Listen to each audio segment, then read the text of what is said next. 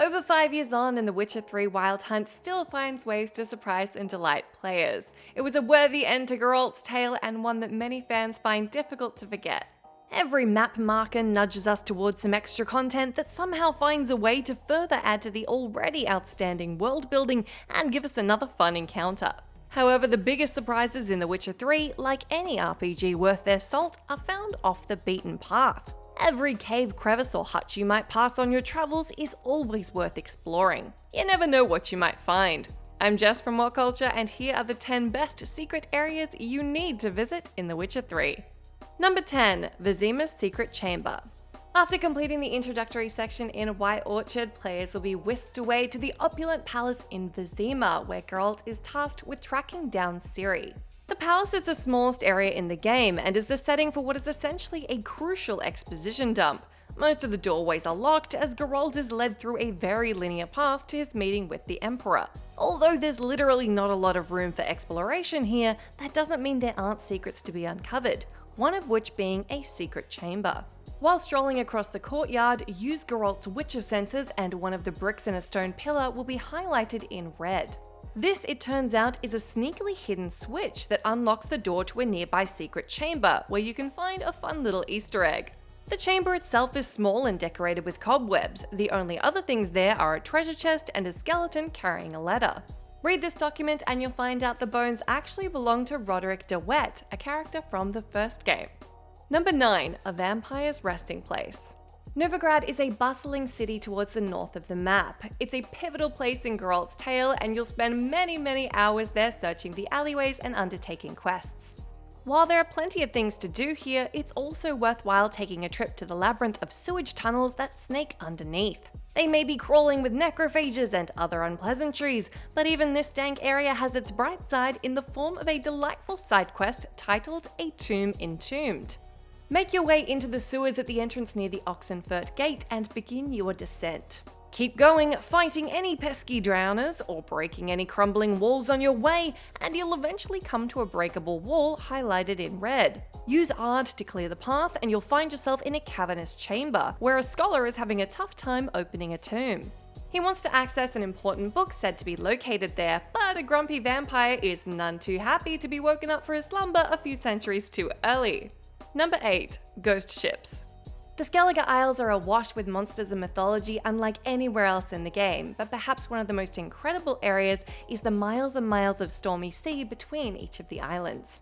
Other than a handful of sunken treasure littered through these waters, there's no obvious incentives to set sail on a nautical expedition. In fact, with fast traveling between the islands being far faster and a lot more practical than slowly sailing between them, it's likely that you'll want to spend as little time in the water as possible. The less time shaking harpies off the hull, the better.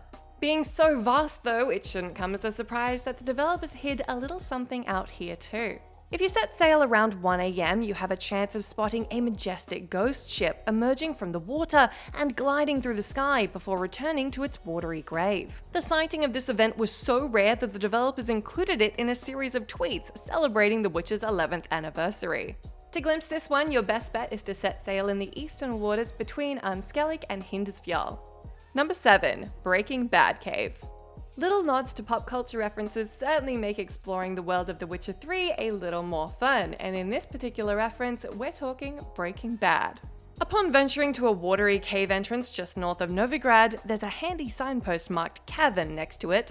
Intrepid players will be able to sniff out this sneaky reference. Hidden behind an illusory wall at the back of the cavern, Geralt will discover a hidden laboratory where 2 skeletons can be seen lying next to each other. Examine the bodies and you'll find the alchemist's notes that will shed some light on their fates. The alchemist's assistant, Jester, a resemblance to Aaron Paul's character Jesse Pinkman, had one task, the document explains. He was supposed to create the incantation for a golem to guard the lab. Sadly, due to his incompetency, the magic went wrong, causing said creature to kill them both. And what was the secret laboratory's purpose? To manufacture Fistech, a highly addictive drug in the world of The Witcher that the pair used to ease their suffering in their final moments. Number 6. The Secret Painting. If you want to find a hidden area in a video game, you pretty much always have to venture off the beaten path. But in The Witcher 3 expansion Blood and Wine, you actually had to step outside the boundaries of the game itself. The sunny landscapes of Tucson, where the final expansion takes place, is, like everything else in this game, a visual delight that beckons to be explored. However, the tantalizing peak of Mount Gorgon looming in the distance is unfortunately out of reach. And it's here this location can be found, but it can't be reached through conventional means. To climb this summit, players are required to install a free camera mod. Sorry, console players. Doing so will allow them to travel without restriction around Tucson and teleport Geralt to places he normally couldn't reach, like outside the map. Once there, players will be able to take in the stunning scenery of the area from this viewpoint. Though the sight they certainly won't want to miss is a solitary canvas sitting on an easel. Here they can find a painting of the dev team. Number 5. The Killer Rabbit. In the small town of Benek, which can be located in the east of Velen, Geralt stumbles across an old man who claims he can read his future.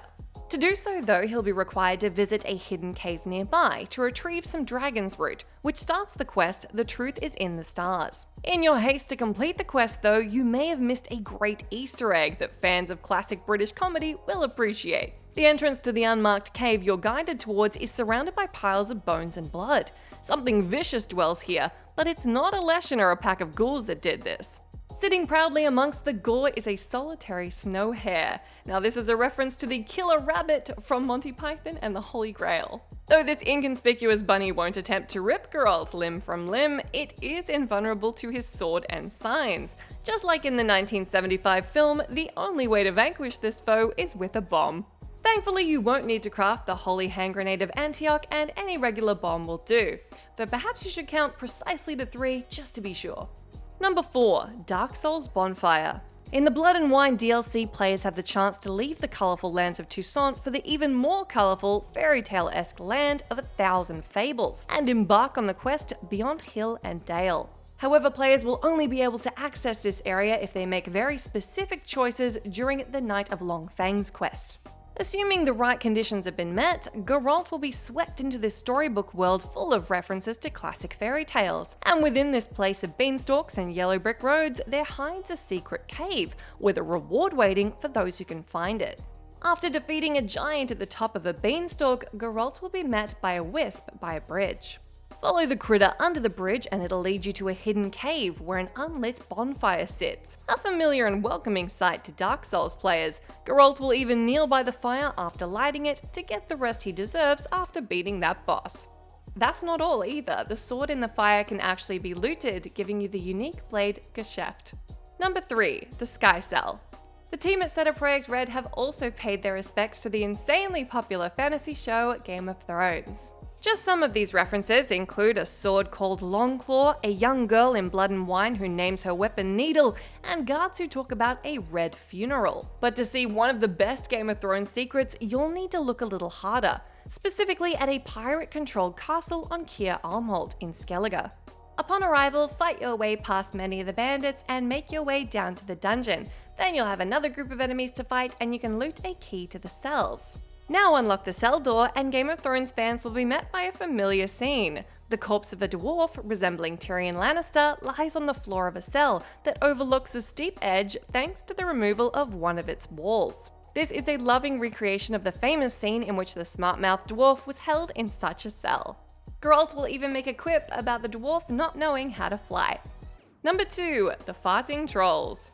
The world of The Witcher features a bunch of fearsome and frightening enemies. Rock trolls, though difficult to take down, are certainly not among the most fearsome. In fact, they're mostly lovable oafs who add plenty of levity to Geralt's adventure. And you can see just what we mean in an unmarked cave located on the snowy road between Arenbjorn and Keir Mur on Ard Skellig. Upon entering the cave, the player will overhear a trio of trolls who just finished a meal. Unfortunately for Geralt though, it appears that something they've eaten was rotten, which causes all 3 of them to fart incessantly. As hilariously silly as this encounter is, defeating the trolls is essential if you want to explore the cave further, which you will because there are Witcher diagrams to be found here. Moreover, this secret Easter egg is more than just your average fart joke. The trolls are named Joe, Jesse, and Dodger, which is a reference to popular YouTube personalities Joe Vargas, Jesse Cox, and Brooke Dodger Lawson. Moreover, the YouTubers themselves actually cameo their pungent counterparts.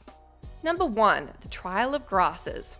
Being a Witcher means having heightened senses and reflexes alongside an encyclopedic knowledge of potions and monsters. As far as jobs go in this fictional world, being a witcher doesn't sound too bad.